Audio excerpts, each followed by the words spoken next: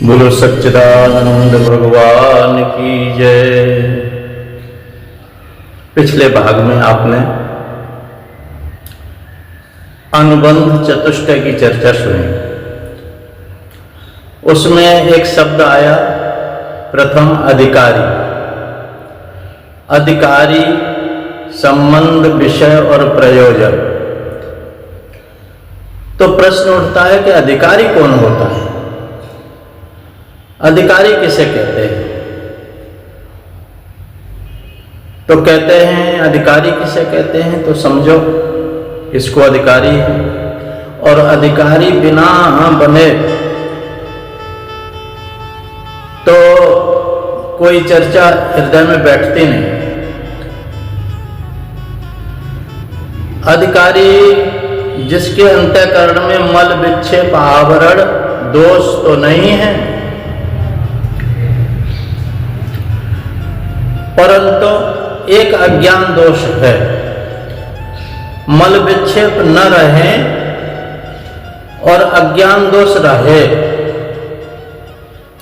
अधिकारी जो बनता है तो वो किसको हटाता है? वो हटाता है मल और विक्षेप को, और मल विक्षेप हटते ही अधिकारी बन जाता है। अब केवल अज्ञान का आवरण उसके जीवन में रहता है। जिसके अज्ञान तो है लेकिन मल और विक्षेप नहीं है। मल विक्षेप हटा चुका है अपनी साधना से, वही मोक्ष का अधिकारी है। अर्थात जीव के अंतःकरण में तीन दोष होते हैं, मल, विक्षेप और आवरण। और निष्काम कर्म से अंतःकरण का मल दोष दूर होता है, उपासना से विक्षेप दोष दूर होता है, और ज्ञान से अज्ञान आवरण हट जाता है।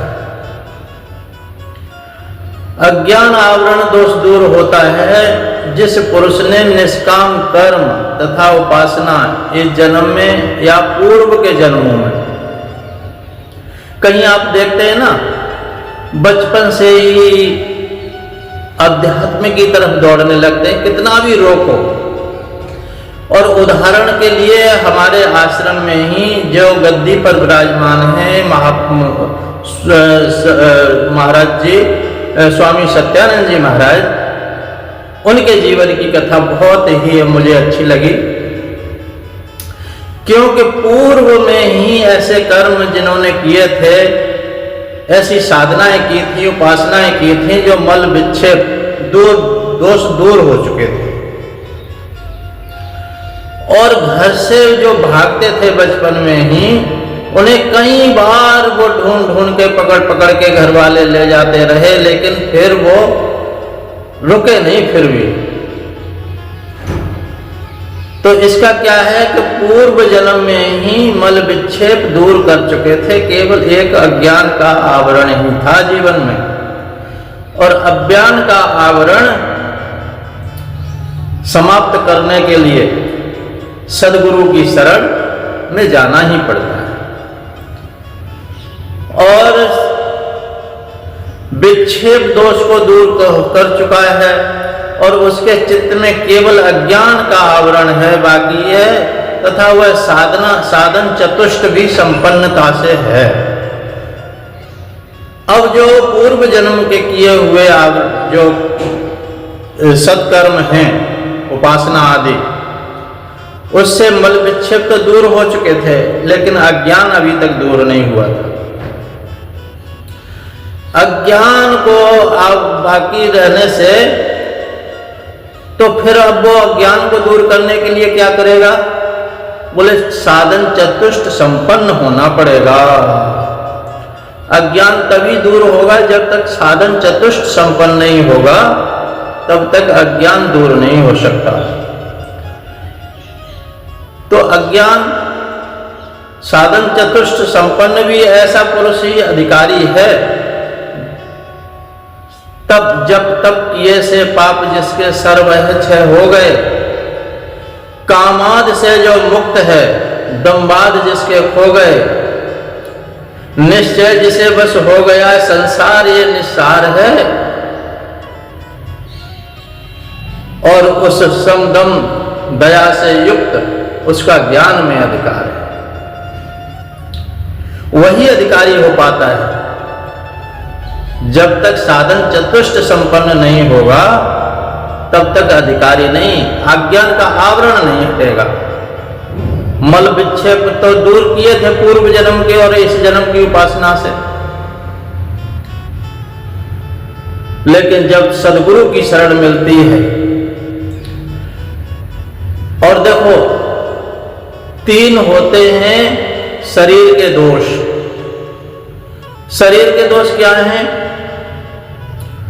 ऐसा पुरुष ही अधिकारी होता है जो शरीर के दोषों को, वाणी के दोषों को, मन के दोषों को हटा देता है। निंदा, झूठ, कठोरता ये वाणी के दोष हैं, अथवा चोरी, जारी, हिंसा ये शरीर के दोष हैं। चोरी जितनी करेगा, हिंसा करेगा, जारी यानी कामांधता जिसके अंदर हो जाएगी वो शरीर के दोषों से होगी, और झूठ, कपटता, निंदा वाणी के दोष से होगी, और मन के भय, तृष्णा, चिंता, बुद्धि की मंदता ये वाणी के दोष है। वाणी के दोष भी जिसके अंदर नहीं है, और मन के दोषों को भी जो हटा देता है अपनी उपासना आदि से, वही अधिकारी है।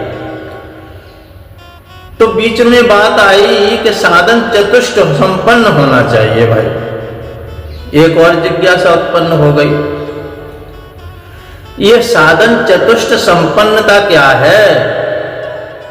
साधन चतुष्ट संपन्न किसे कहते हैं? जब अधिकारी बने, जब अज्ञान का आवरण हटे, जब गुरु की कृपा प्राप्त हो,